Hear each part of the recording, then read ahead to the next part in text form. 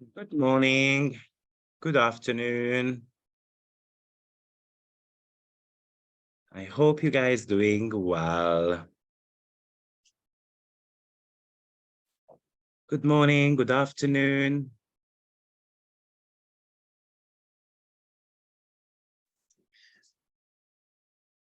I hope everyone is having a great weekend. And you are ready to speak about combining the progression and transits. That's what we are going to be covering today in about 1.5 hour lecture.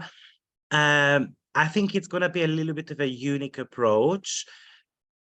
What I'm going to teach you today, I don't think many of us do that, but it's something I kind of played around with, and then it looks very promising, and I think it works extremely well. It's not like I have invented something new, but I think we don't tend to look at the progress moon and the transits this way. So that's why I kind of wanted to actually do a little bit of a lecture about this, because it could be very exciting to explore.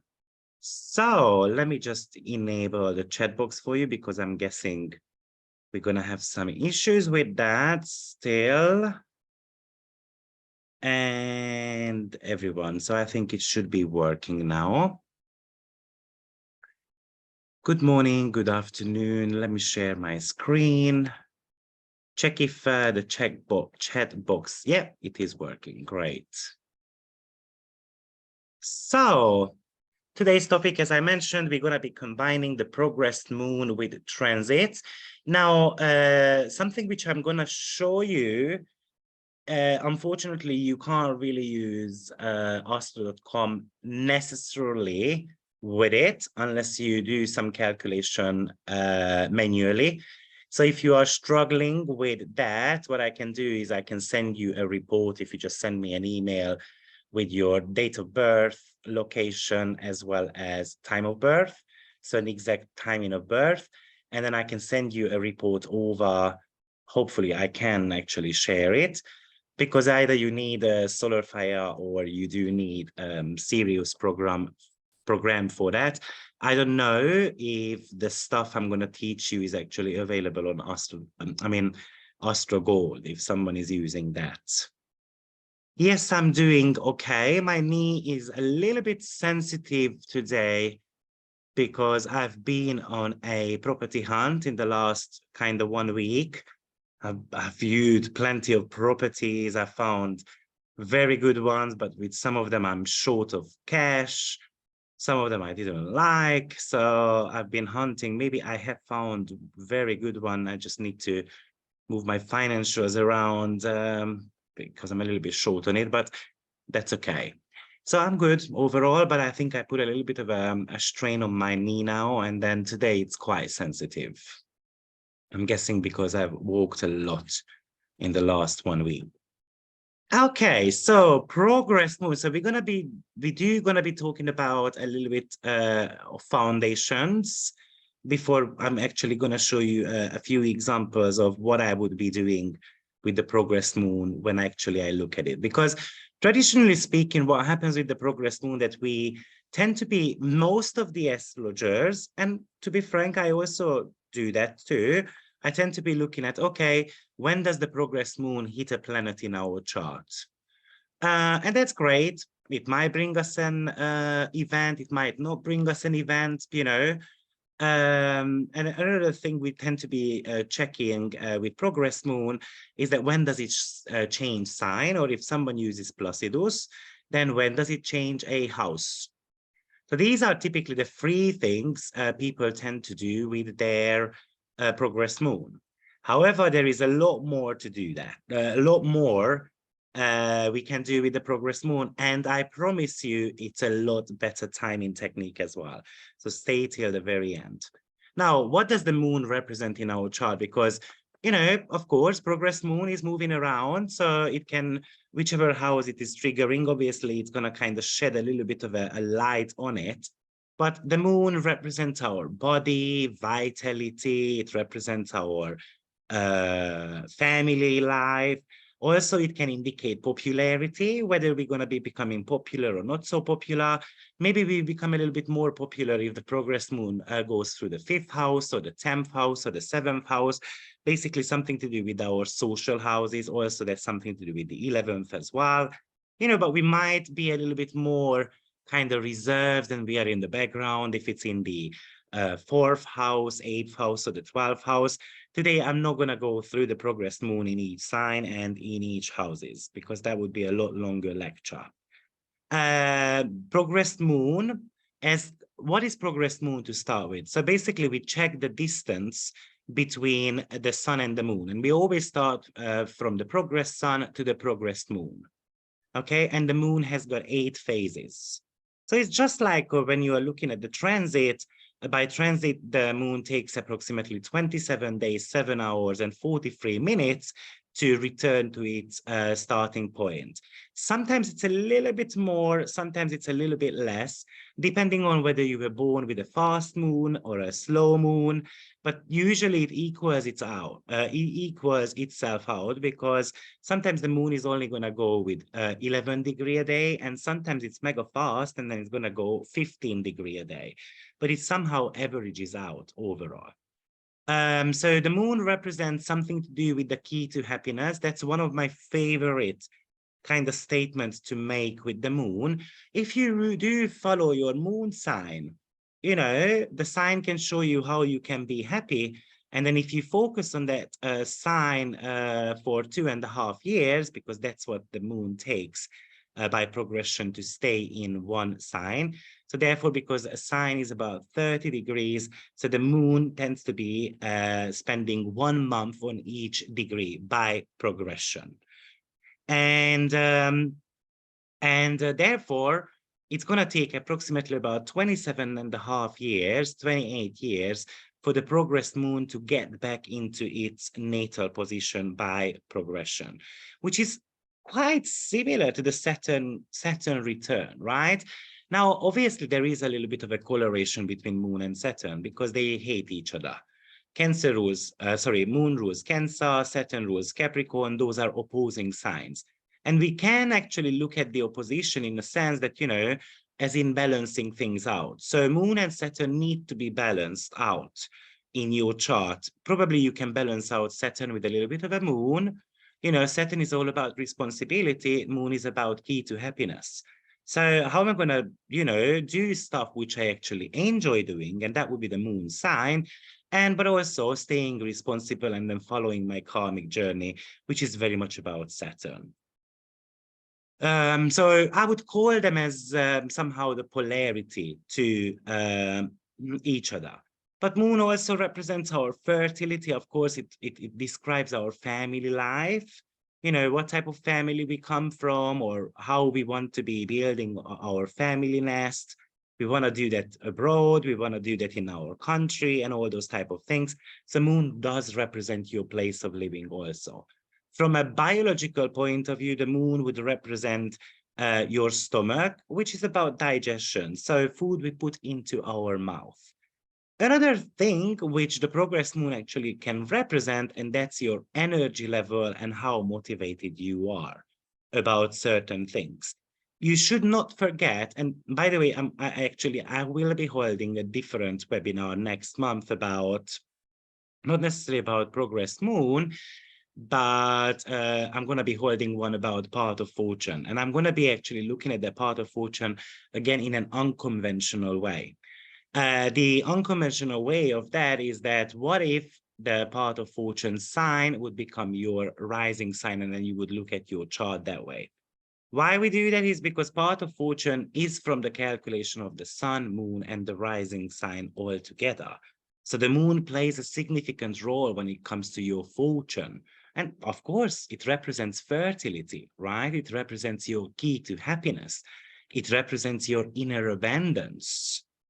And the body is happy when we put the right ingredients into that body. So that's where kind of like the food element of the moon comes into the picture. So now, because how progression works, if someone hasn't worked with progression yet, but basically depending on the planetary speed of your natal placements, you know, each of them are going to be going forward by progression, or they're going to go retrograde. It's kind of like a symbolic timing technique. With the moon, which is tend to be going about, as I said, 11 to 15 degrees a day. In progression, 1 degree is going to be actually 1 month period. So moon would cover approximately about 15 degrees in about 15-month time. Again, depending on how fast that moon is, because sometimes it's going to be fast and sometimes it's going to be lower.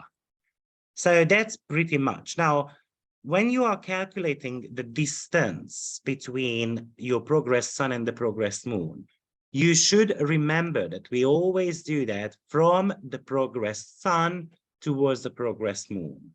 Okay, so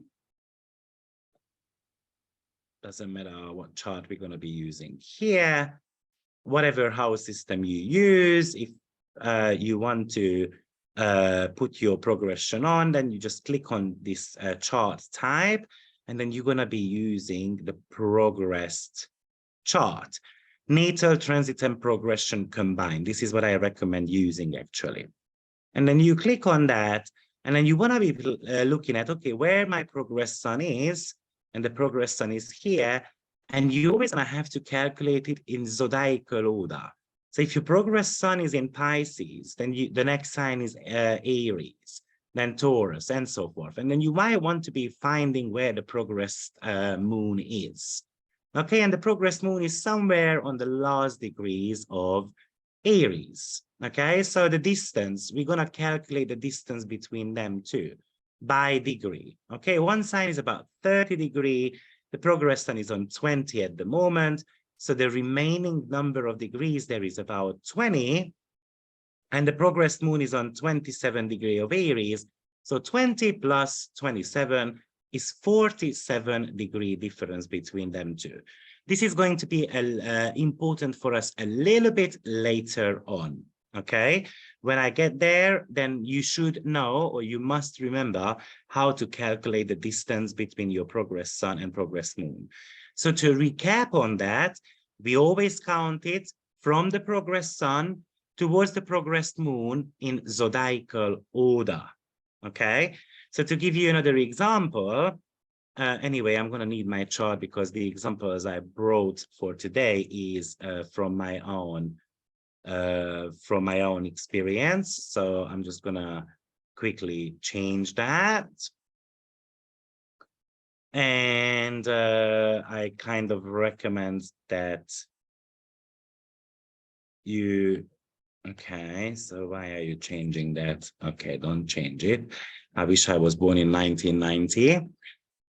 Okay, so when we are looking at mine, you can see that, okay, the sun is on about 26 degrees of Pisces. It's coming up to Shet, right? And the progressed moon is about 3 degrees of Taurus. So the distance there is going to be about 36 degrees. Okay, so that's actually the distance between them two, because we follow it in zodiacal order. So I hope that makes sense at the moment. Now, why is this important for us when we are looking at the progressed moon distance? I mean, one of the reasons is because we're going to have 8 phases of the moon, and I'm going to come back onto that slide. 8 phases. We're always going to have a new moon happening when the progressed moon and the progressed sun are in conjunction. Okay? Now, this is going to be, we call it as a progressed new moon, when from the exact conjunction till about 44 degrees. So the first 45 degrees is still a progressed new moon.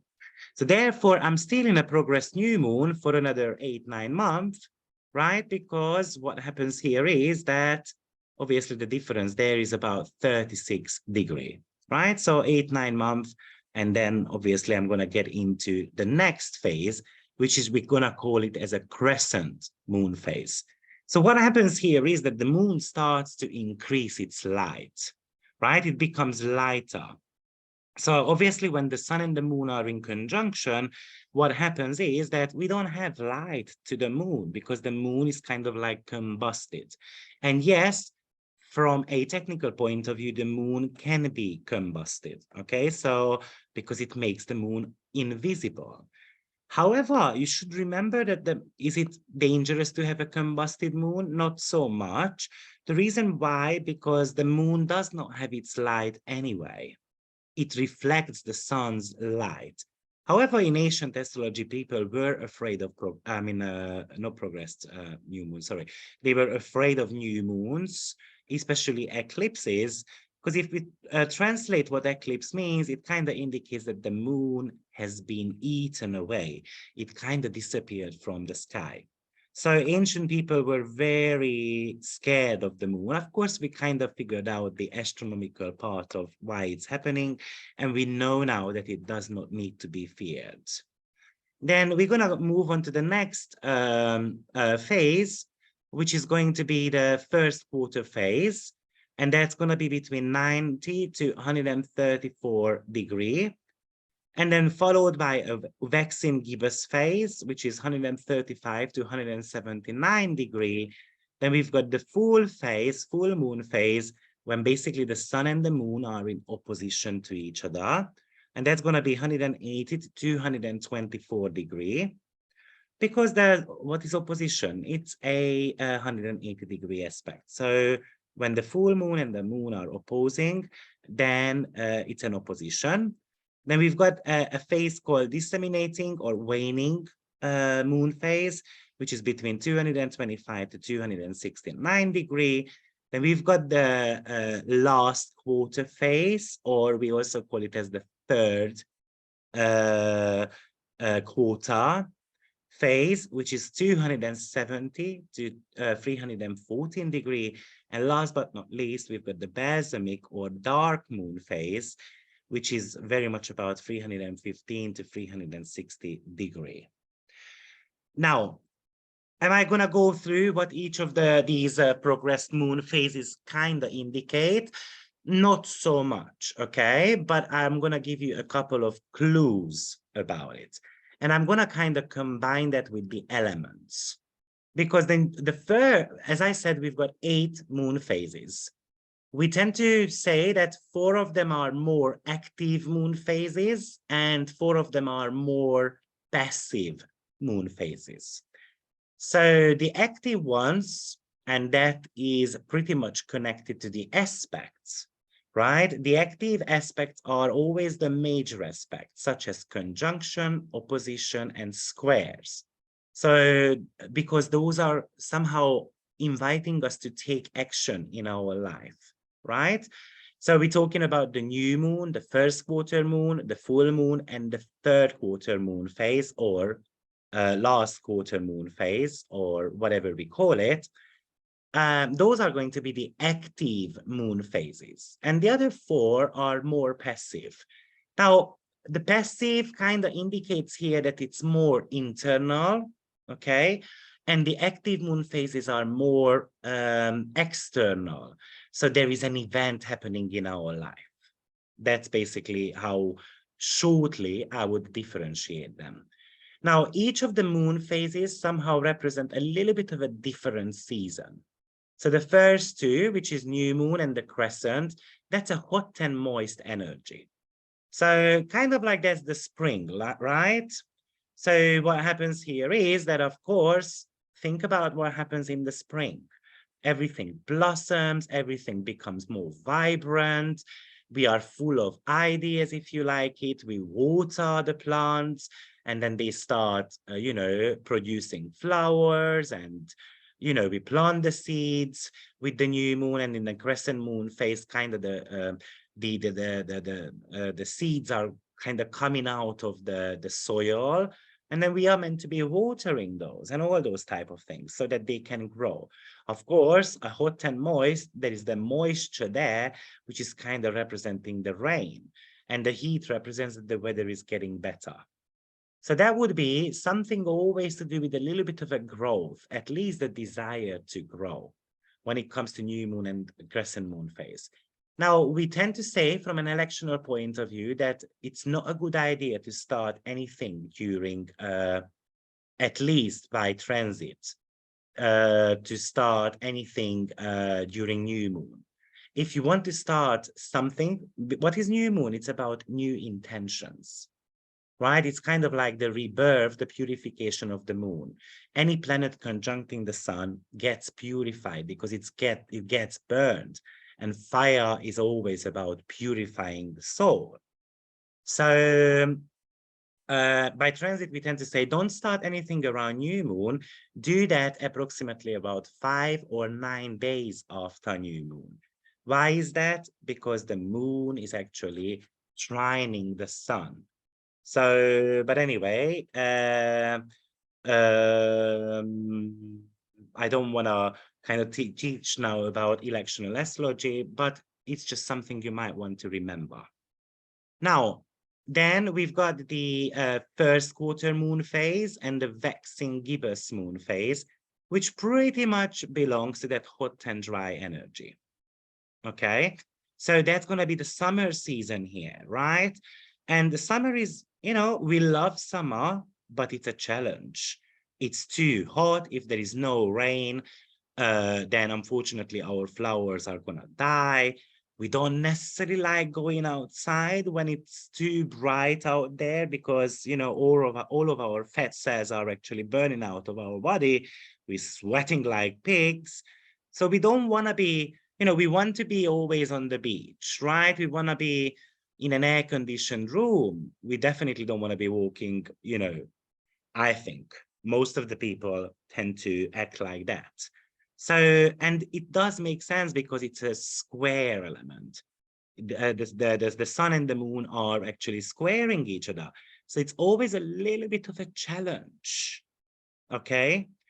And then when it becomes the full moon phase, which is a cold and dry energy, well, what happens is actually this is kind of like the autumn period. The temperature drops, it becomes more bearable, but also this is going to be the period of time when we see the results of our actions, whatever we kind of started with the first quarter phase, right? Because imagine if there was no rain, then when the full moon in phase, which is kind of the autumn, as I said, so from middle of September onwards, we're not going to have grapes. So we're not going to have wine. We're not going to have, I don't know, tomatoes or whatever it is. So it could be a little bit of a struggle. So the full moon phase is always about, you know, my needs versus other people's needs. It's kind of like a relationship aspect. So my relationship towards the product I created, do I agree with that? Do I not agree with that? But also it's a culmination point as well. Kind of like a possibility of having reward or being respected by others. And the last period, which is about winter season, right? So the winter is about chilliness, cold. When it comes to those flowers, they die off, right? We're going to have to cover I don't know, the seeds or the plants so that they don't get cold, or we bring them inside the house and so forth. Because everything kind of hibernates or hibernates, whatever way we want to pronounce it. Just like the animals, right? There is not enough food on the in the forest, so the animals decide to sleep or to travel away, right? Because they want sunshine. So it's a little bit of a hiding period here, really, what it kind of talks about. And each of those can be broken into monthly matters as well, of course. Some of the months are going to be worse and some of the months are going to be actually better. So that would be kind of like the elemental kind of breakdown of that. So obviously we've got 4 elements, right? The season always starts with fire. Why is that? Because Aries is the start of the year, from an astrological point of view, of course. not from a diary point of view, because that's the start of the spring. That's what we call as the spring equinox. And then we go into an earth sign, then we go into an air sign, and then we go into water sign. So you might be aware that each of these elements are somehow representing something different. I don't wish to go through the 4 elements in depth, but very briefly, fire can be, for instance, your motivation, the renewal of yourself. The earth is very much about security. The air is very much about connections to others, connection with yourself, and water is about feelings. Last week, we did speak about the water elements, and then as I promised, next month, we're gonna talk about the earth signs as well, and then how we can connect them and what's the kind of like the nuance differences between them too. So definitely 2 topics or webinar topics we already have for next month. So what you want to be doing, what I wanted to explain though with this slide is that, you know, because probably you have got a question already. Ooh, is it difficult to have progressed moon, for instance, in water sign? It depends, okay? Because for you, a water sign might be difficult. For me, it might be very positive. How am I going to decide about that? Well, firstly, you want to be looking at your own kind of moon phase you were born into, okay? Or you want to be looking at your elemental breakdown of your own chart. So basically, because I do have the moon, okay, in fire sign. So who can tell me which can be the most challenging moon placement for me? Which element? Put your hands up, please. What could be a challenge for a water moon? Sorry, a fiery moon. Yes? Hello? Yeah. Can you hear me? Oh, hi. Hi. Water, Water, why is that? because it's cold and moist. What does the water do to fire? It puts it out. The water puts the fire out. So for me, water can be a challenge. What, Lefki, what element does fire get along with? Hello, with air. With air, right? Because the air is actually feeding fire. So for me, air elements can be quite easy. Water can be sometimes a little bit of a challenge, okay? So well, the bloody progress moon went into my Pisces, oh, Jesus Christ, I became like a football. I became too fat, right? A little bit of a love story, you know, Pisces fall in love and all that crap, and your heart gets broken. A little bit of a free of wands, really, in tarot cards, you know, you are heartbroken. And then all of a sudden, you know, especially in the first house, your body grows like there is no tomorrow. Okay. So that's a challenge for me, because maybe because I've got a fiery moon, I don't feel as motivated. Okay. And that's what fire talks about. But of course, if someone has got a earth moon natally, okay, then what is the kind of like the enemy of earth? Which element? Hands up.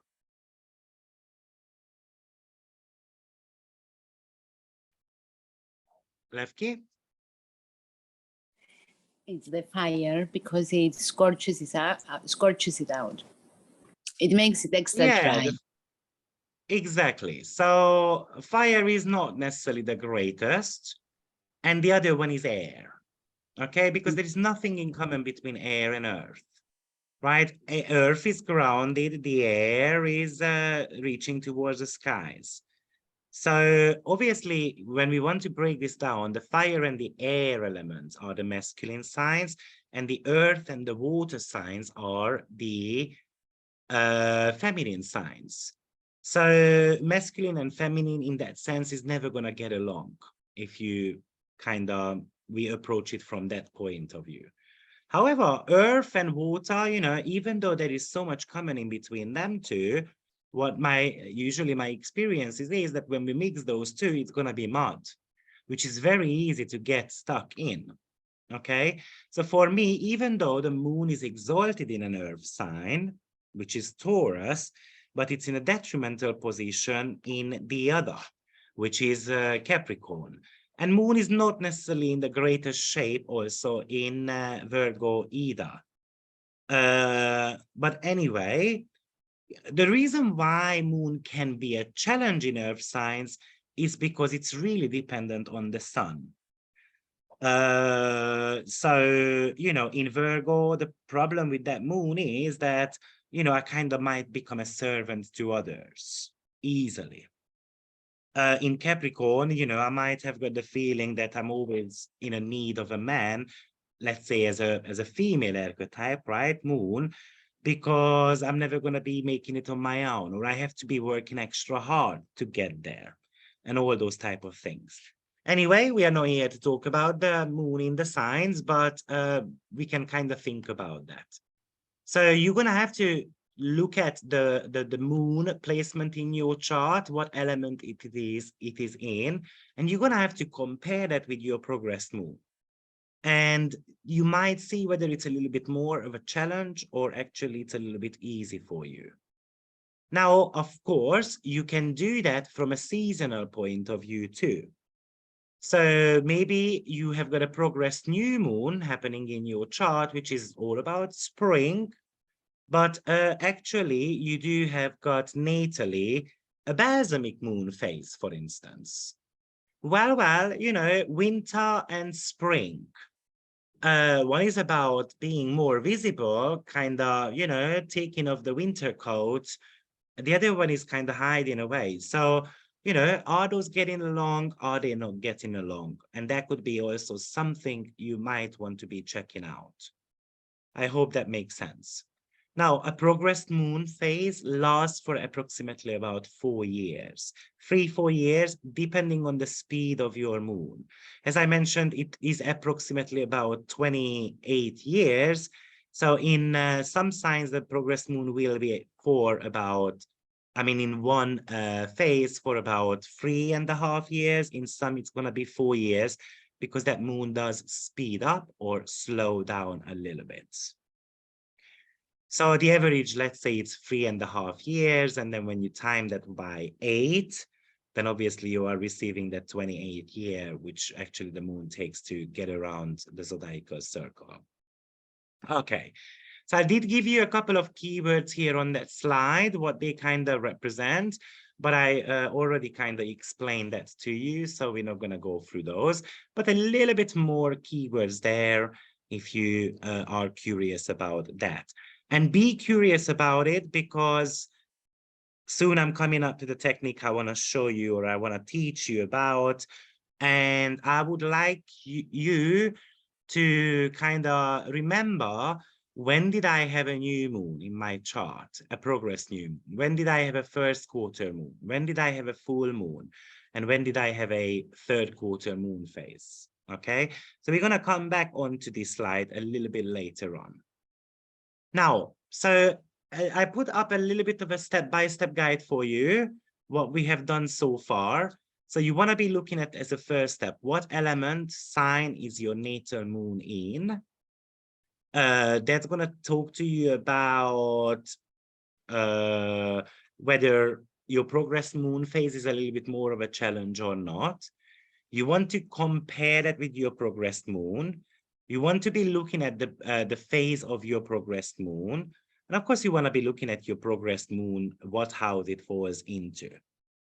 So as I said, from a astrological point of view, most of the astrologers, including me, we do see or we do pay attention to when the progressed moon changes signs or house. And that could actually indicate a more significant kind of event in your life. Some of the houses will be more important than the others. The angular houses, which are always about action, so something happens, they are the most important one.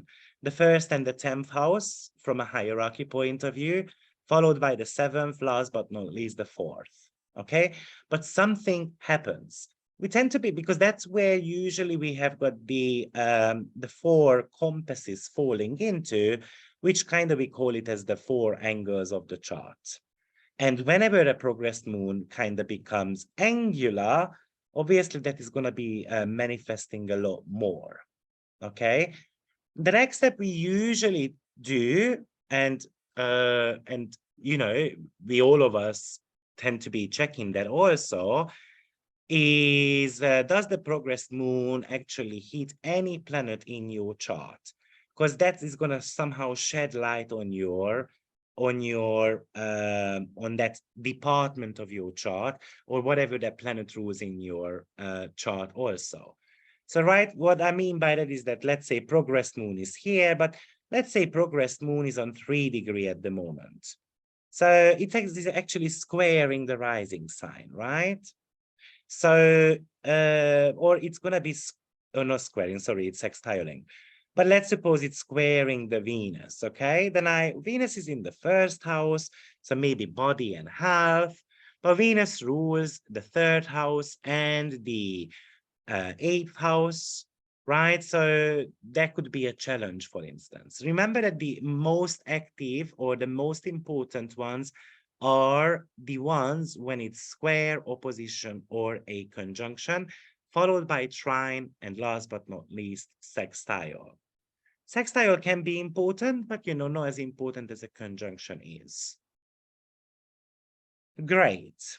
So this is what we are comparing. Now, additional stuff you can do is that you might want to be looking at your natal moon phase. And if it's a shrinking moon, obviously, if you are, for instance, in a growing moon phase by progression, it might be a slight challenge, because the shrinking moon phase is more about hiding, and the growing moon phase is more about putting yourself out there. And that could be sometimes a little bit of a challenge for others, right? So what I'm kind of talking about is, if you look at the picture here, this is the balsamic moon phase there, the very last one. I'm circling it with my mouse. That's all about disappearing, wanting to disappear, wanting to release something, wanting to hide, wanting to kind of have a closure, if you like. Sometimes it's about giving up. It's a 12th house energy, by the way, and so forth.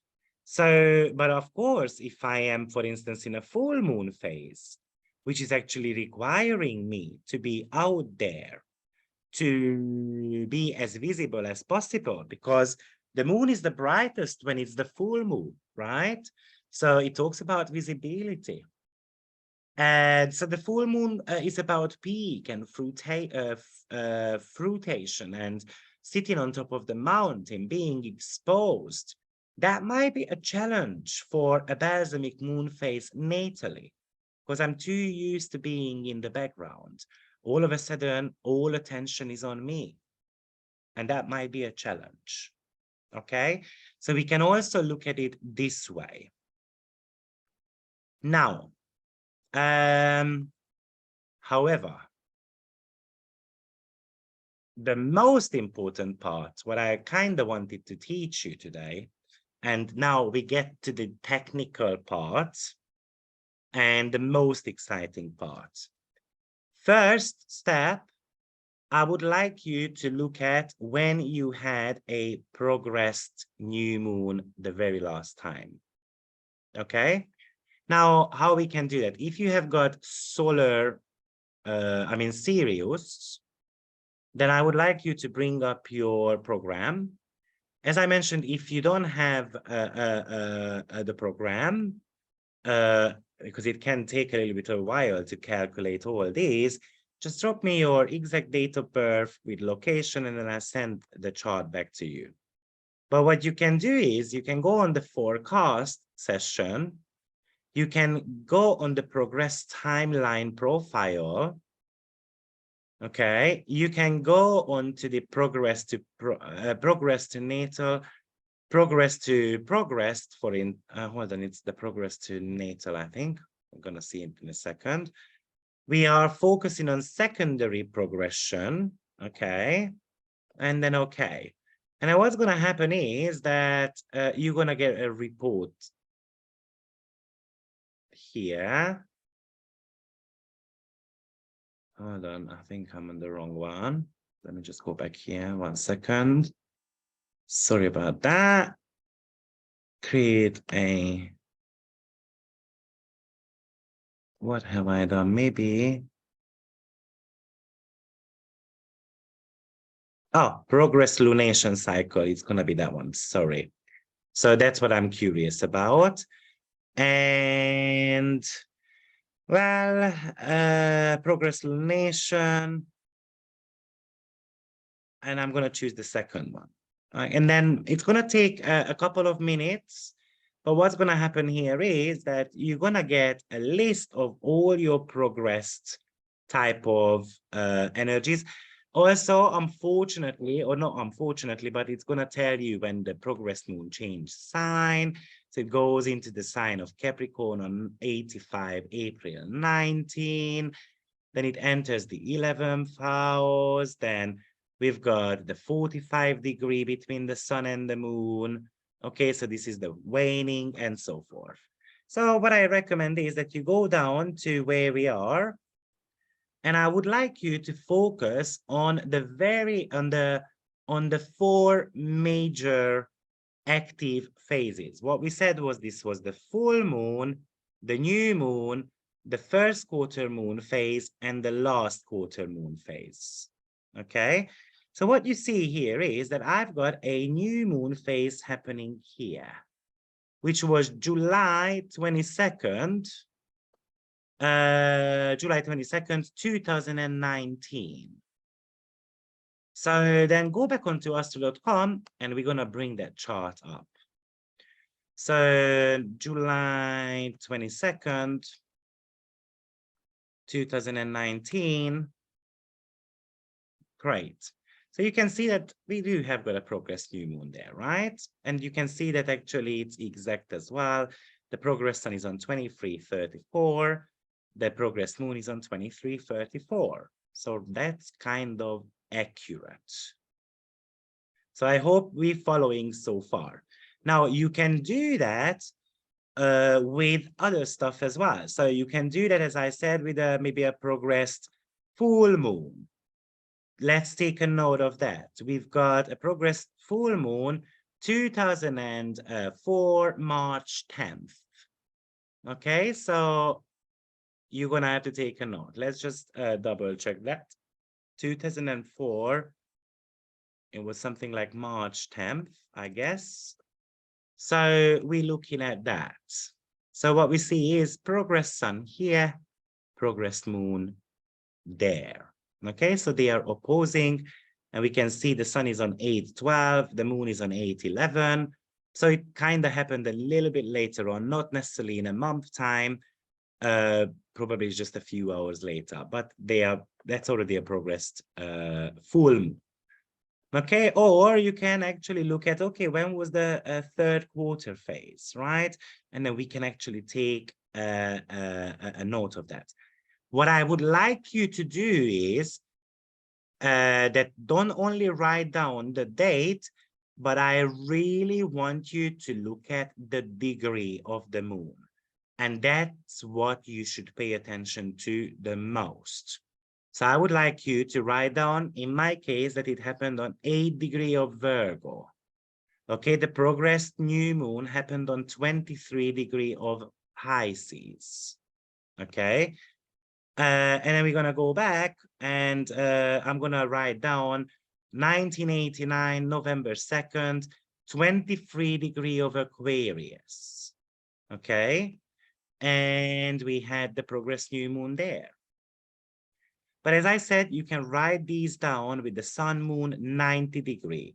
So 1 degree Gemini, that's an important one for us there. Where is the other one? Where is the other 90 degrees? Or maybe I haven't had one since, of course, because there was 97 every 20. So I haven't had one yet recently. So that's the very last one I had, but I'm going to have it a little bit later on, right? Every 28 years. Okay. So I hope you are guys following so far. Do we have a question? Hands up. Do we understand what we're doing here? Because I don't want to go further if we don't understand what we are doing.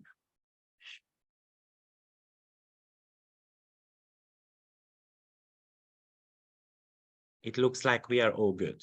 Okay. So as I said, if you don't have the program, you can kind of play around with it. You know, you can have an approximate kind of stuff, right? When you had it, and then you can start going backwards. Now you know that it's about 3-4 years, a progressed moon in the sign. So if I start saying, okay, I've got a progressed full moon here in it's 2004, right? So if it's spent there 3 years, then 4 years, then 4 years, and it's gonna square somewhere here, then that's about 12 years time. Probably we have a progressed square going on. So I'm gonna start, okay, I'm gonna look at then what was I saying about 10 years, right? I'm gonna look at sometimes 2014, for instance, right? And then what I see, oh, the progress moon is here. Oh, it must have happened actually earlier, right? But it's approximately about every 9 years, by the way. So let's say 2011. So I'm coming back. Okay, this moon is on 13, the sun is on 15. So the square happened on 15 degree of Sagittarius. Okay, I might even take a note of that actually. 15 degree of Saggy square. Okay, because that's going to be important for us, that degree. Okay. Okay, we can calculate this on AstroSeek. Rhonda is telling us. Brilliant.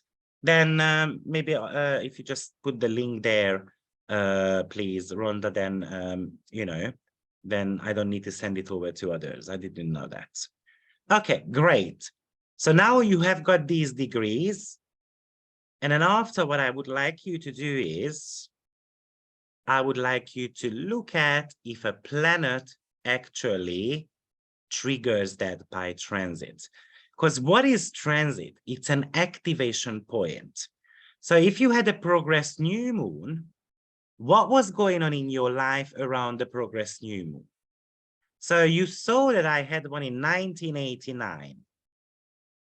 Well, we moved, actually, that was one of the biggest events of my life, 1989, we moved.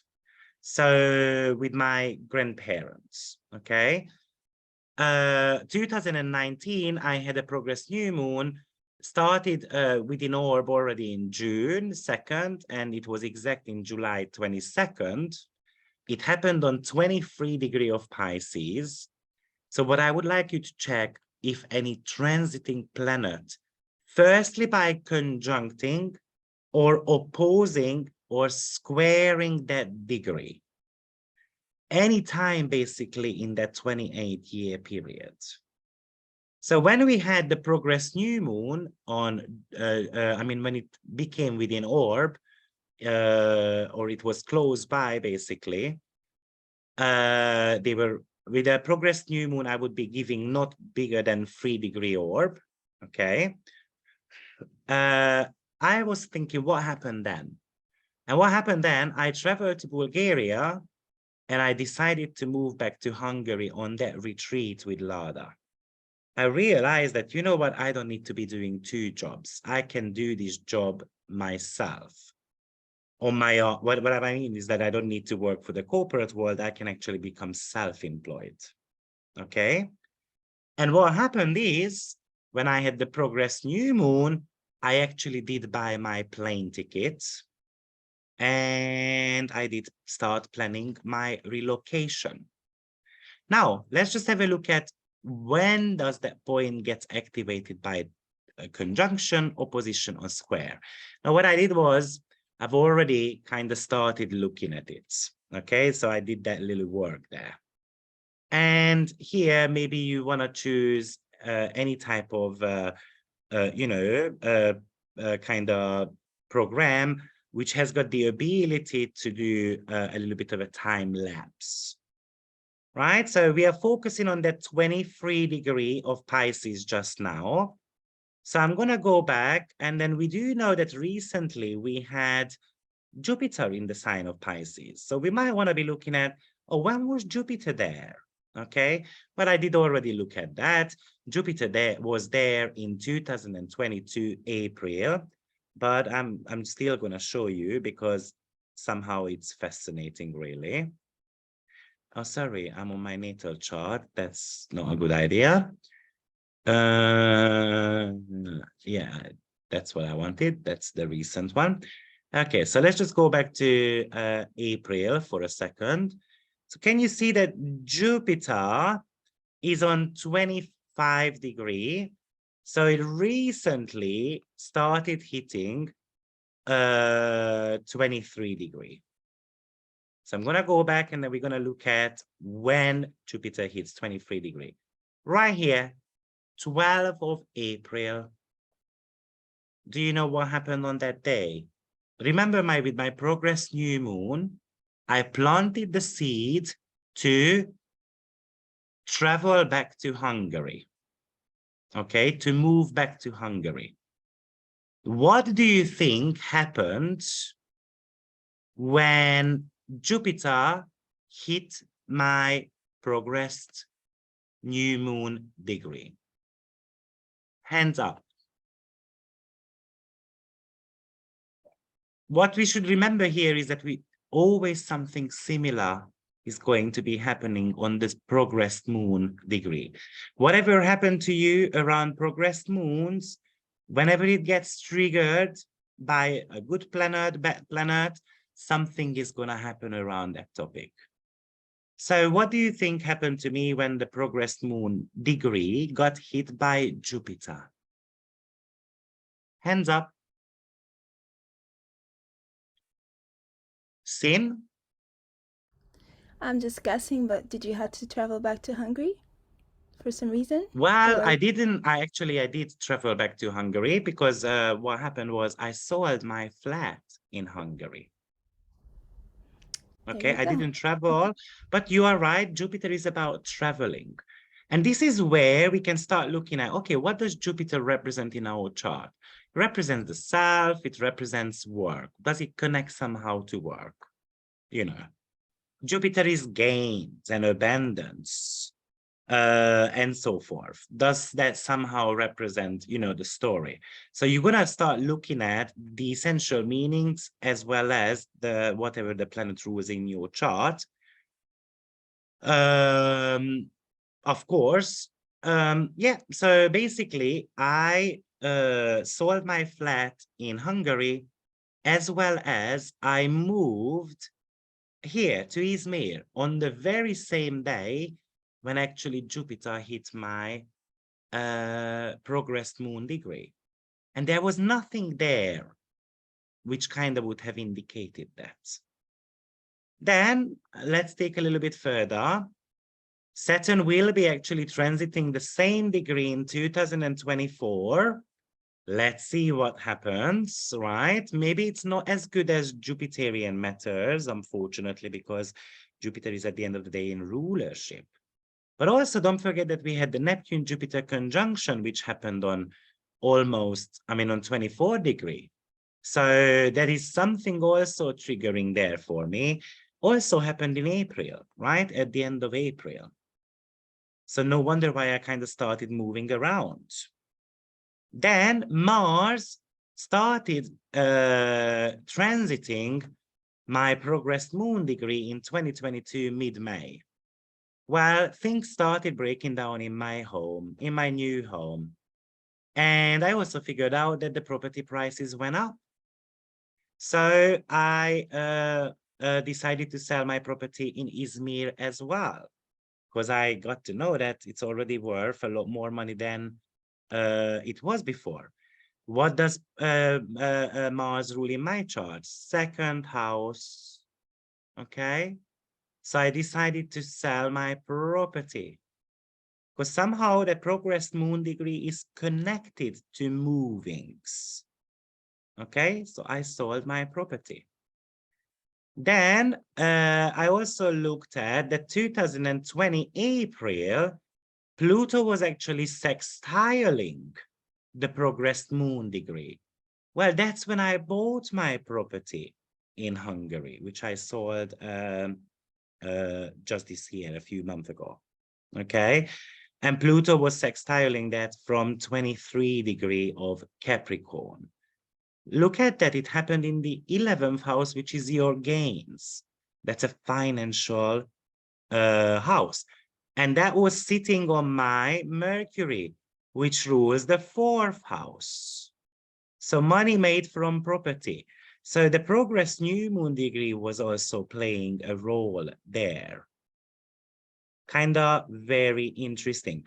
And it almost happened on the same days, actually. So let's just have a look at when. I can tell you now, I didn't put that down there, but I bought my property in 2020 April. I think it was 4th of April, maybe. And I could move into my property, I think, June 19th. In Hungary, you have to give a little bit more notice for the people to move out. Usually in Hungary, it's 3 months.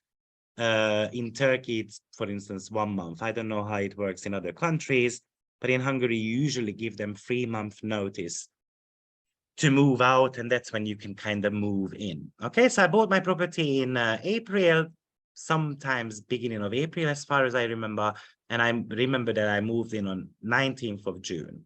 So let's just have a look at that Pluto. When did that hit that 23 degree? Okay, so Pluto is on 24. Let's just go back a month. Still on 24.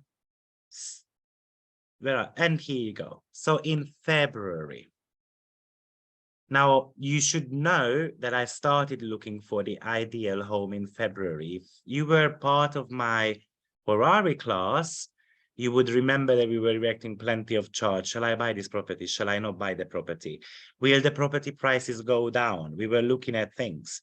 And the reason why I bought the property in April, because I knew that the property prices will drop. We checked that on Ferrari classes. That's the only, otherwise I would have bought it in February already.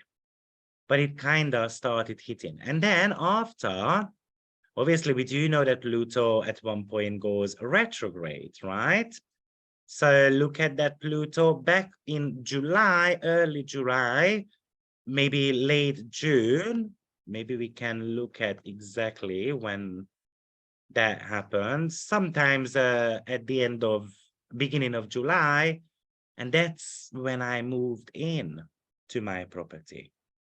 Okay, so it's very interesting how the new moon degree, whatever happens around what you do with that progress new moon, whenever it gets activated, somehow something similar is going to be actually happening to you when it gets triggered, especially triggered by bigger planets, Saturn, Uranus, Neptune, Jupiter, Pluto. This is what you want to be focusing on.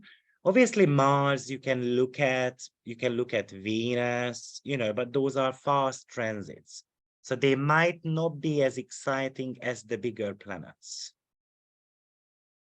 Okay, so I hope that makes sense. Now, 1989, I also put there down my new moon period, which happened on 23 degree of Aquarius. Now, if you started a new moon period, let's say 1989, and then you had a new moon happening in 2019, Would I say that the 23-degree Aquarius is going to become also important? Not necessarily, because you started a new progression phase, which is kind of talking about a renewal of yourself. Okay, so there is a shift going on in your mind. So I wouldn't necessarily focus on that anymore. Okay. But I just wanted to bring that as an example. Or we had the 90-degree waxing phase in 1997, 1 degree of Gemini, and then we had the full moon happening on 8 degree of Virgo. Now, this is where also I was thinking, okay, let's have a look at what was going on here. And this is how you can build it further. 8 degree of Virgo is actually a Sagittarius decan. And Sagittarius is my work department. So I started looking at, okay, what was going on that 8 degree of Virgo? What did get activated there? Jupiter started transiting my full moon point in 2005-ish. So let's just go back and then let's see when it happened exactly. Oh, here you go. So Jupiter, where are you? Jupiter is in Libra, so let's just go back 1 year. Jupiter is on 13 degree, right? So it's very close to that 8 degree department. It's on 10 degree now. Here you go. So we are on 8 degree. 2004 May. Well, I left my job there. Jupiter rules my job department, right? And why did I leave?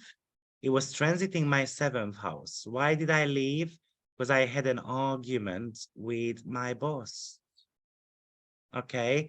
Argument is kind of like not necessarily 7th house, but it's a war house. I had a war with my boss, 7 and the 10th house getting together. Okay.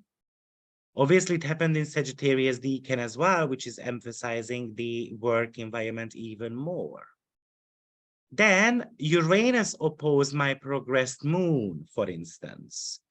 I think we are at the same period. So let me just pull that up here too. 2004, sometimes in May. I think I left my job sometimes at the end of May. I don't remember exactly.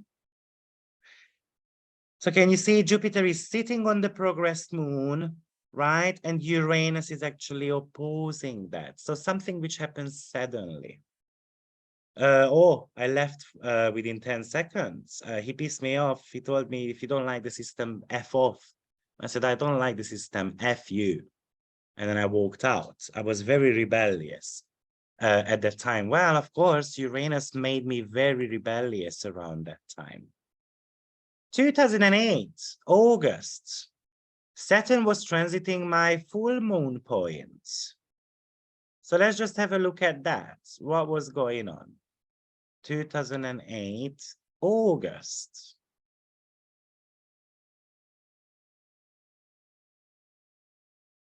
Oh, here you go. So Saturn is right on 8 degree by transit. Can you see 8 degree 48? Now, Saturn comes from my 9th house, so something to do with travel. Saturn is in my 7th house, something to do with relationships. Well, once with Jupiter, obviously, I had an argument with my boss. Well, when Saturn hit it, I had an argument with my partner at that time, so I decided to relocate. Okay, and Saturn rules, co-ruler of my 8th house. I also had a surgery, and why we had a surgery was, it sounds a little bit nasty, but my partner wanted to have sex, and unfortunately my wound opened up. And I never heard of the person anymore. They kind of disappeared from my life. They got scared, I guess. Anyway, So exactly when my new full moon point got activated. And full moon anyway is about relationship stories in many cases. It's about endings. And that's where you might want to be focusing a little bit on this little description, because it gives you ideas of what's happening. Endings, peak, exposed, being seen, attractions, meeting new people, heightened emotions, right? It's an autumn period when the leaves are falling down and we are harvesting, so collections, but also getting ready for a little bit of a changeover. There is a changeover going on in our life. So you can kind of think about these keywords, how that might be playing out, you know, in regards to that house position, wherever the progressed moon is taking place, as well as, of course, that planet, what is transiting the very same point. Okay. Now, we did take a note here that 15 degree of Sagittarius, I had a third quarter moon phase, right? And that was sometimes 2014 or 15, actually. So, you know, we can start thinking, okay, 2000 and I think it was 15, as far as I remember, or 14 maybe. I know it wasn't, surely. Maybe it was 2011, actually. Yeah, 2011, right? So we can start thinking about, okay, what is going on? We do know that Saturn will be hitting that point in about 4 years' time. So it happened in my 10th house, work related. So let's have a look at what is Saturn doing there? Okay, Saturn is a little bit far away. So maybe it happens a little bit later on, let's say 2016, for instance. Yeah, Saturn is getting closer, but not there yet. 2017, right? Okay, so it's sitting somewhere. Retrograde. So sometimes in 2017, 2018, I left corporate world again. Okay, because that's when I started working with Lada. And then eventually I left corporate world. Okay, but we can also look at, okay, I don't know, Jupiter is coming around there. So what is happening? Maybe that's exactly when I kind of started working with Lada. Well, I started working with Lada. Oh, first I left work 2017, and then I was doing a different work till 2018 August, I think. Sorry, 2019 August. And that's when I left corporate world, because I started working with Lada in 2019 February. So can you see 2019 August, Jupiter is sitting on that 15 degree, right? Jupiter is on 14 in that moment. That's exactly August. I left corporate world 1st of August, okay, 2019. So again, some work-related matters. It's squaring. One of the reasons why I left, not because I hated my job, it was getting to me. I was working 16 hours a day, 8 hours astrology, 8 hours in the office. It was way too much, way too much. Okay. So, basically, that's one, I think this is something I don't see often astrologers doing. Let me just put it out there that this is not something I invented, okay? But this is something I like actually working with, okay? I don't know who invented this technique, by the way. Maybe no one has invented it, by the way. I don't know. But definitely the new moon, progressed new moon, progressed full moon, the third quarter and the first quarter moon phase degrees are extremely important in your chart. And when it gets activated by transit, something important is going to be happening there. Also very interesting that when Jupiter started transiting my full moon, well, I finished job and I started teaching English, a new job, and Jupiter rules teaching, and it rules job in my chart. Kind of very interesting. Okay. So, do we have questions? Mars will be squaring, yes, my 23-degree Pisces. Yes, that's right. A few times. It's going to actually go retrograde around that 23-degree. So let's see how many times I'm going to be relocating, because I'm just buying a property very soon. I can imagine by 2023 March, I kind of decide I cannot do this. I have to sell this property. Yeah, surely I can imagine that. And it happens, Mars happens in my 4th house. So surely 2019, that was also a period of time when I met my mother after 25 years not seeing her. So Mars squaring that point could really indicate that, for instance, me and my mother are going to have an argument. Okay, that's also a possibility. Okay, how to bring that point up? Someone is asking. So you go on forecast, you go on progress lunation cycle, you go on progress lunation cycle, the first one. And then I usually choose the simple format, so number 2. Okay, and then click on that, and then within about 1 minute, this table is going to pop up for you. And then you can choose those important degrees. If you don't have this program, you know, Rhonda said it can be calculated on AstroSeek as well. Julie, go ahead. Hi. Okay, so on this table here, I have a couple questions. So on this table here, that last one, the progressed planet. So that's just showing when there's a transit, an aspect to it. Is that right? No. Okay, so this No. last Here one, you see bits and bobs like Venus enters Virgo. That's the progressed Venus entering Virgo. It also lists all those type of things too. the last one, so there's progressed sun, progressed moon, and then progressed planet.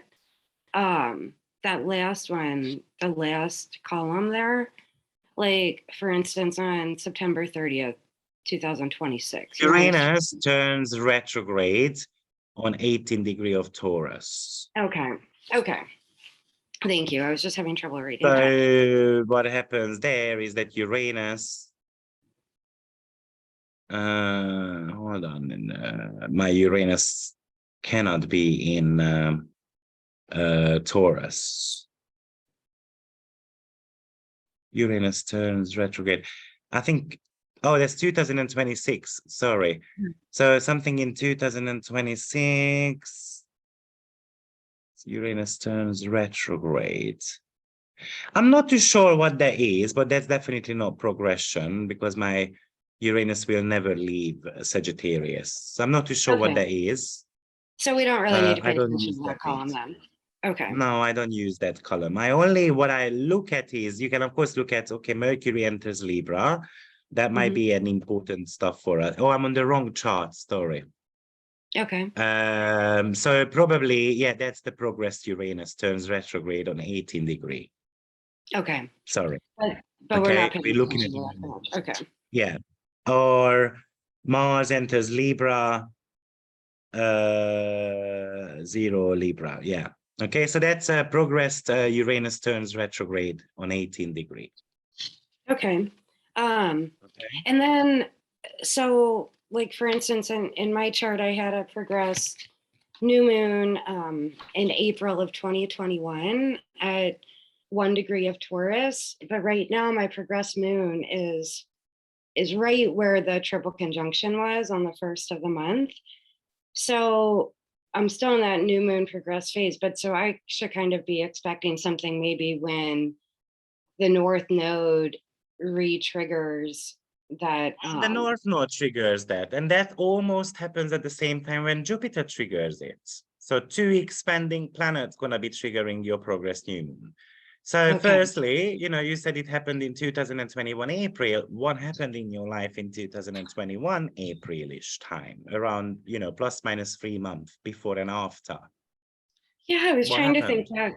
that I had borrowed my friend's RV for a month. I was homeschooling, but nothing, I can't really think of anything big. Maybe Did I you have any started, intention in 2021 April? Of course, you had intentions. You wanted to do yeah, retreats. yeah, You that, wanted to do and yoga retreats. You went to the astrological but that was festival. this year. That was Oh, that was 2022. this year. Okay, sorry. But it was then that I'm I kind almost of started remembering thinking Julie's of life things. more than her. I Say know, again? I appreciate it. I've had a lot of You concussions. had 2021, that's when you had that guy.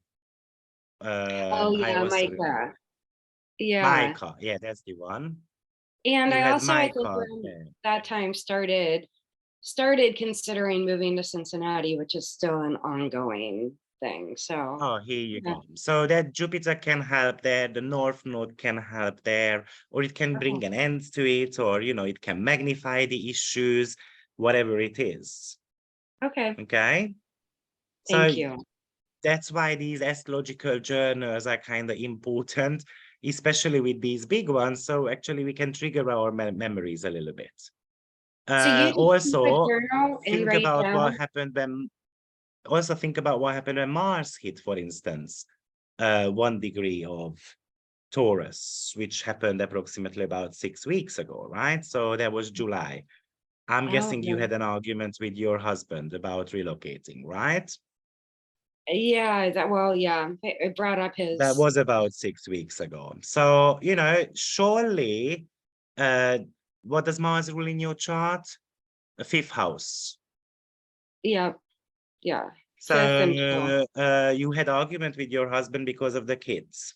So right. surely Jupiter and North Node is going to bring that story back around that time, Yeah. Okay. hopefully in a positive way. Yeah, hopefully. Thank you. And so Okay. do you actually keep a journal and like a separate journal that you write down all the transits and when it triggers different things in your life? I have a journal. Yes, I do. Okay. So what I do is I've got a timeline on my program, Okay. which you can also bring up here, timeline format. I don't write kind of like a journal every day, but let's say I can bring my transits to natal. And then let's say I put it down there. And then I can see that August 25th, maybe that's not that great. Okay, that's not my chart, but anyway, it doesn't matter. August 20th. Okay, that's a crap one because that's current one. So obviously Jupiter is going to transit Jupiter. So forecast, timeline format, let's say I'm going to go in 2 months. So, okay, 8th of August, I've got Jupiter, Uranus trine. So that's when it gets exact. I tend to write things down, what was going on the 8th of August. And I try to look at, okay, does that fit somehow to Jupiter and Uranus? Do we have anything common in there, right? And then when, and then maybe another planet is going to come there. Maybe Uranus is going to come. Sorry, Mars is going to come there, let's say on the 18th of September, for instance. Then I'm thinking, okay, how Mars can trigger that point to me. What was going on the 8th of August? Because it's going to fire that point up. So maybe on the 8th of August, I had the opportunity trying to expand Jupiter, my astrological community, for instance. Well, Mars can fire it up. So maybe I'm going to have 10 signs up for my, astro community. Just, a silly example. Okay. And then, yeah, so you can do that too. And then I take notes of these big days. But typically the big ones, not necessarily, a Venus sextile as Mars. I look at these big planets, Uranus, Pluto, and all those type of things. And when a smaller planets get there and then triggers it, okay, I look back. Okay, how does that correlate to that bigger transit? Because what you should remember with the bigger trends is that they are unfolding slowly. So a Uranus and Pluto trine, for instance, you know, that's a slow stuff. So we need a faster moving planet to speed things up. Okay. And Jupiter and Uranus trine lasts for a while too, right? So Jupiter is trining my Uranus. Great. But it does take a while. Okay. It does take a few months. So we need a faster moving planet, which is actually going to, you know, make things a little bit quicker. And sometimes it's the moon, right? Sometimes moon is your emotions. So somehow, you know, all of a sudden I feel anxious about Uranus and Jupiter trine. Why is it not happening? Or maybe Mars, my arse gets fired up and then I take action about it, right? Or whatever it is, really. That's how you should actually, sorry, Jupiter trines my Uranus, not dead. So it's the other way around. Okay. And so that was under forecast, and then you got there from forecast and then transit to. So it's kind of like transit to transit. Okay. So I'll do this with my transit point as well. And then just keep a little bit of a journal of that. On the 8th of August, by the way,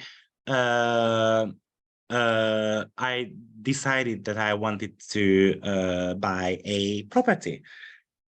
That was one of the notes I put down there. And yeah, and also it was a very good day financially as well. So, you know, then it's a trend I'm looking at. Okay, it was a great day of, you know, financially. So when is that 8 degree of Aries gonna get triggered again for me? Okay. And then I start looking at, okay, what planet is going to hit there next? Hopefully Venus comes around, because that can help to activate that point. Or even the moon, every 28 days, the moon gets there, right? So that might be also helping to trigger that point, and so forth. Great. I hope that makes sense. Yes, thank you. Do you consider sects at all? Of course you do. However, I'm not too sure whether, oh yeah, I mean, oh, because we talked about Jupiter, whether it's the most benefic or not so benefic. Yeah, of course you can consider the sects. Okay. Great. Do we have questions at all? And I hope this gives you a little bit of a different idea of how to check out your stuff. Jessica? Hi. I'm trying to pull up my the transits on the Sirius and the progression, and it doesn't compare correctly to the Astrodian's moon phase, because it's showing the opposite. So, for instance, in 2016, I had it's showing, wait, what is it? Excuse me 1 second. It had a new moon in Pisces, but on Astrodians, it's showing me the new moon was in Virgo.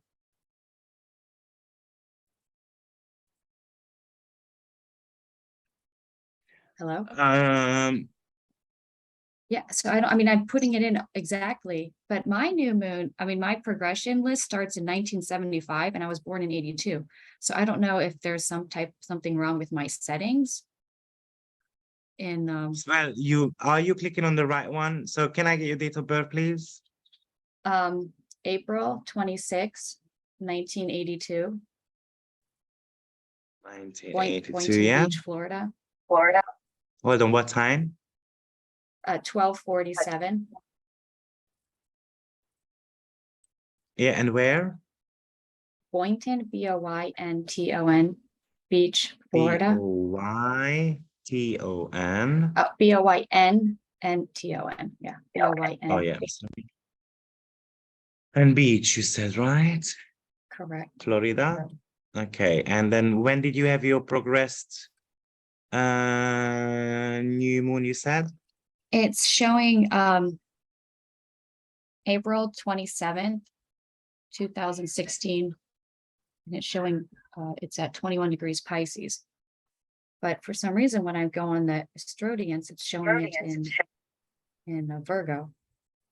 Because even now it's showing my progressed moon in Gemini, but it's actually in Sagittarius on astrodience. So I don't know what I'm doing wrong.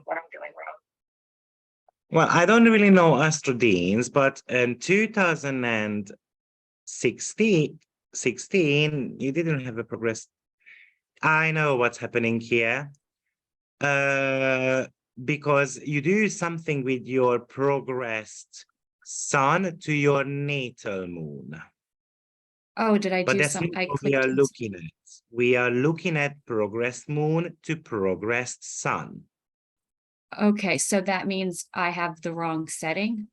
Sun, yes, the sun moon angles are in the progressive chart. So maybe I have to do something else. So play around with that, okay? Okay. Your progressed moon happened approximately 7-9 years before. So that's a good one. We are looking at progressed moon to progressed sun. Okay, we're not looking at progressed sun, progressed moon to natal sun.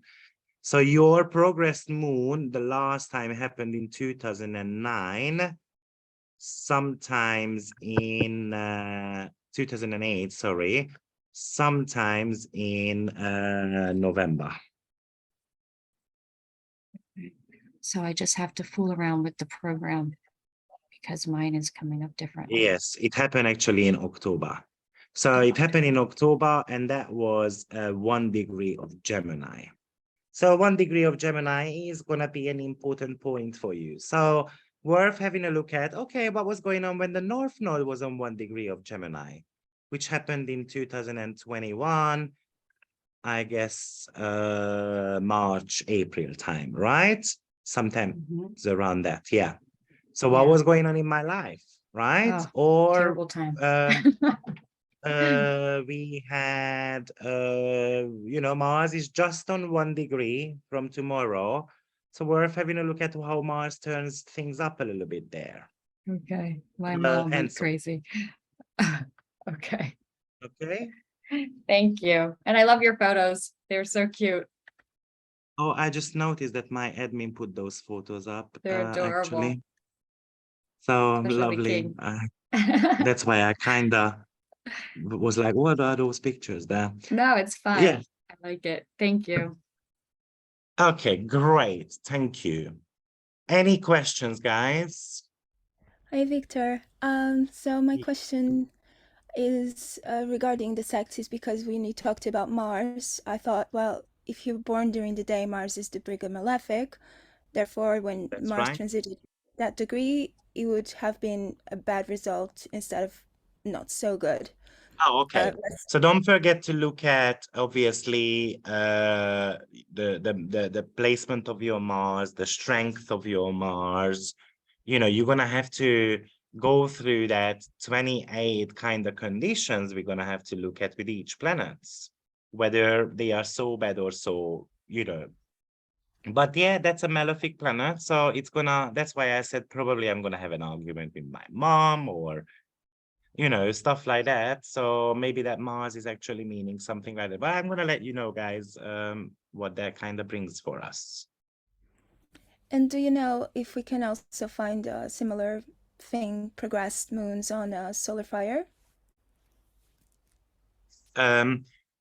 I'm sure you can, but I don't remember how to do that. Okay. I'll try to figure out. Thank you. When you go onto the search button and then you kind of maybe type in progressed moon timelines or progressed moon phase timelines, then I'm sure it's kind of gonna pop up something for you. Thank you. And I agree with the last lady. You're looking really fine. Those photos were amazing. Oh, thank you very much. Great.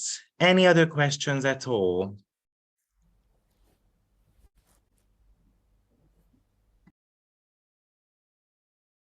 No? Okay, so I hope it's a great tool for your astrological toolkit to look at, to play around with, and do give me feedback. I'm sure, as I said, other astrologers use it as well. I just never, kind of, came across with that, but I'm sure it's not something I came up with. But do give me some feedback about how you find this. What coloration do you find with your own natal chart? Does it work? Does it not work? But I'm kind of sure it does work. I went through multiple examples recently about this, and then I found it very fascinating among people. Thank you very much, and I will see you next week with the draconic chart. Take care, everyone. Bye-bye. Bye-bye.